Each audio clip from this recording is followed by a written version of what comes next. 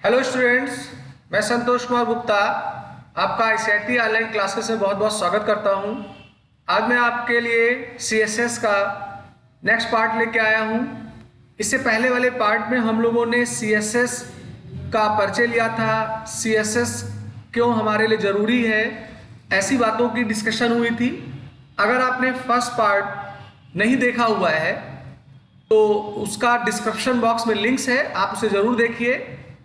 आज का जो नेक्स्ट वीडियो होगा इसमें थोड़ा सा सीएसएस का फिर से परिचय लेते हुए सीएसएस को किस तरीके से एचटीएमएल के डॉक्यूमेंट में सम्मिलित कराया जाए इसकी बात होगी। तो देखिए, मैंने फिर आपको बताया है कि सीएसएस का पूरा नाम कैस्केडिंग स्टाइल शीट है। ये एक स्टाइल शीट लैंग्वेज है जिसका काम होता है कि जो एचटीएमएल के एलिमेंट्स हैं वो ब्राउजर में किस रूप में अपेयर हो, उस चीज को हम लोग इसे डिस्क्राइब करते हैं। तो CSS stands for cascading style sheet. It is a style sheet language used to shape the HTML element, यानी इसका प्रयोग किया जाता है कि जो HTML के एलिमेंट्स हैं उनका क्या आकार हो, शेप क्या हो। That will be displayed in the browser, जो आपको दिखाई पड़ते हैं ब्राउजर्स पर as a web page. Without using CSS the website which has been created by using HTML will look डल।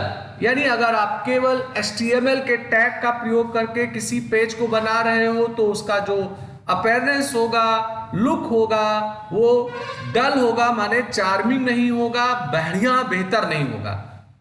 तो अगर आप HTML के एलिमेंट का प्रयोग करके कोई पेज तैयार कर रहे हो और उसके अपीयरेंस को बेहतर दिखाना चाहते हो तो उस स्थिति में CSS का प्रयोग करना है। Basically CSS gives the outer cover on any HTML elements.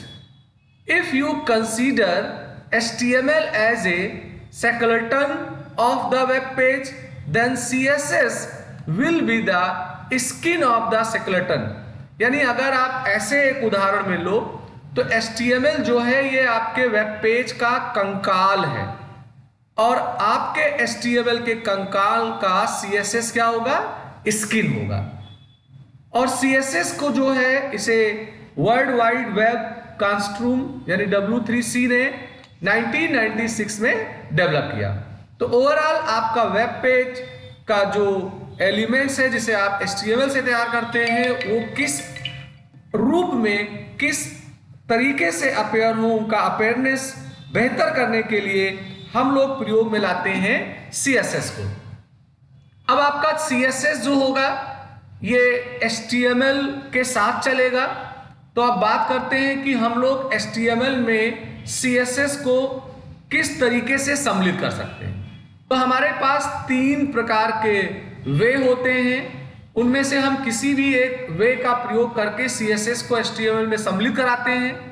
पहला जो वे होता है इसे इनलाइन बोलते हैं। तो the inline CSS style that will look like below.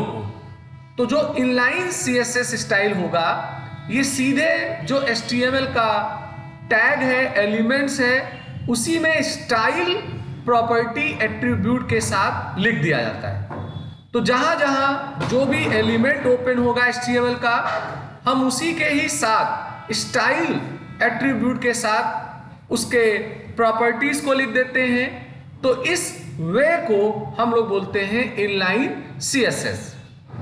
दूसरा जो वे होता है, इस वे में हम लोग बॉडी से ऊपर हेड टैग में स्टाइल टैग के अंतर्गत हम अपने एलिमेंट्स का अपीयरेंस सेट करते हैं। तो पहले और दूसरे में अंतर यह है कि अगर आपके पूरे वेब पेज में हेडिंग 1 50 बार आया है तो आपको 50 बार के लिए इंडिविजुअल ये स्टाइल वाला प्रॉपर्टी लिखना पड़ेगा। और अगर आप इस वे को यूज कर रहे हो तो एक बार आपने हेड में स्टाइल टैग के अंदर अपने हेडिंग 1 का अपीयरेंस बता दिया तो आप बॉडी में जितने भी हेडिंग 1 आएंगे उनका कलर ग्रीन या वो प्रॉपर्टी रहेगी।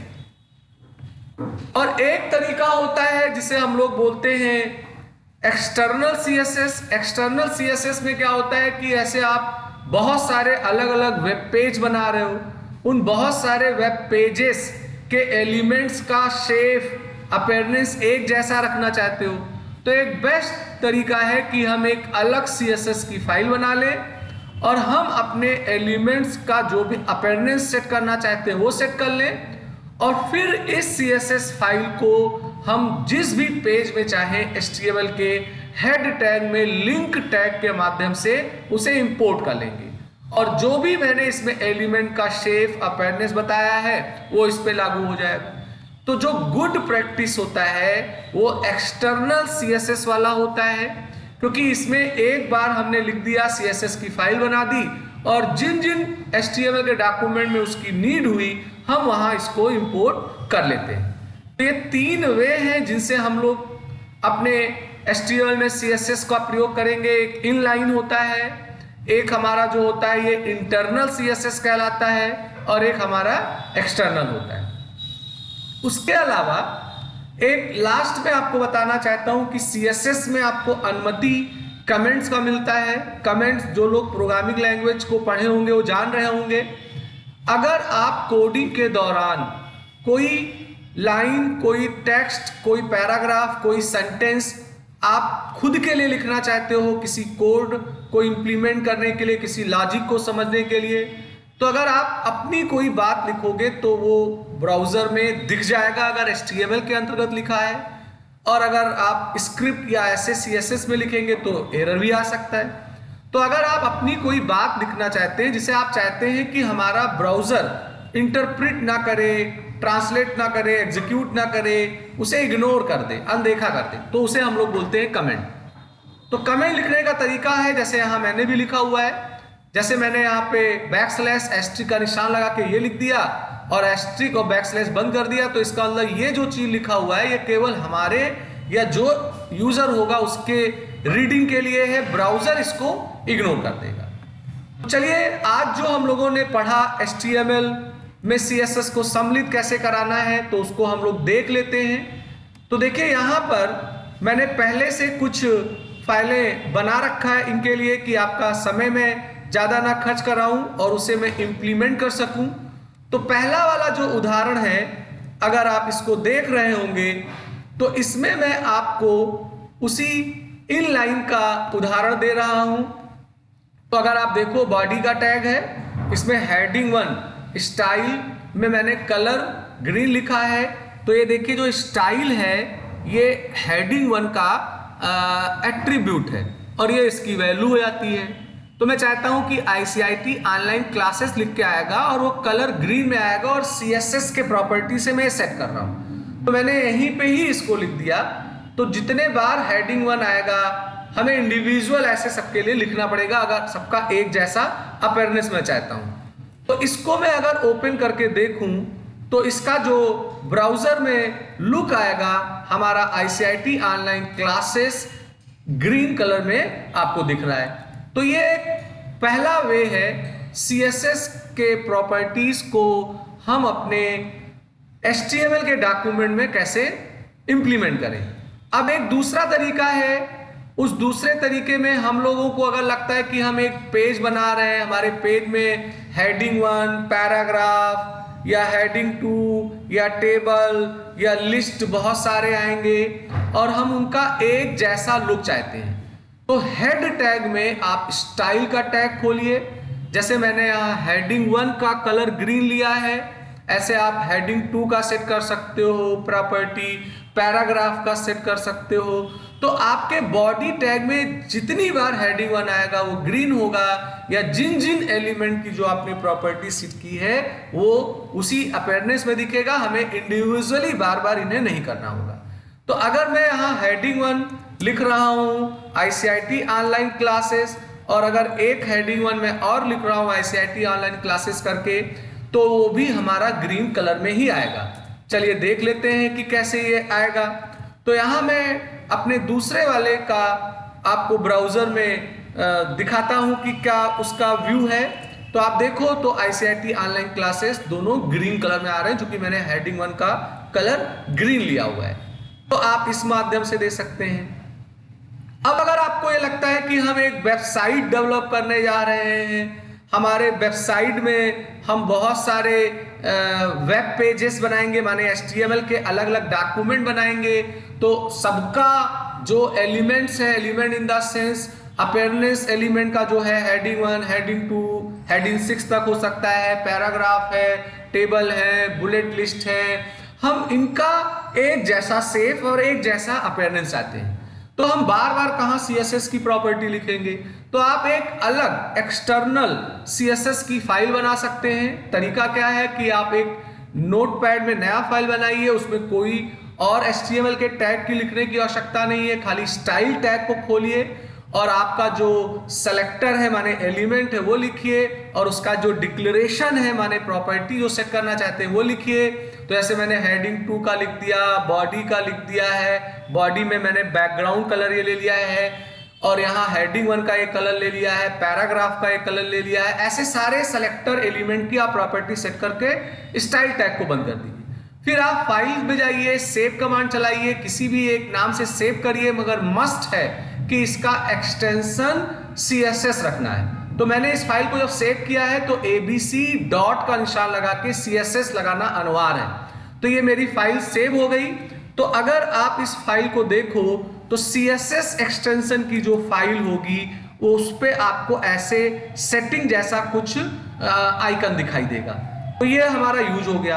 अब मैंने क्या किया है, HTML का एक दूसरा डॉक्यूमेंट तैयार किया है, और उस दूसरे डॉक्यूमेंट पे मैं अपने इस एक्सटर्नल CSS को इंपोर्ट करके उसके प्रॉपर्टी का यूज कर रहा हूं।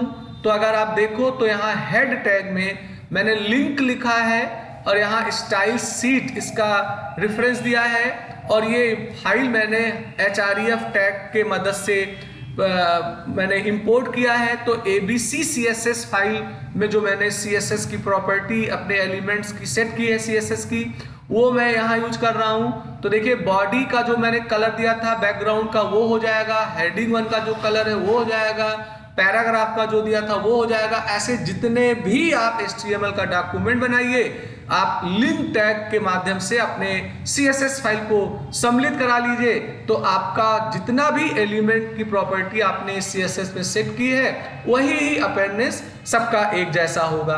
अब चलिए इसको यूज करके देख लेते हैं तीसरे वाले को।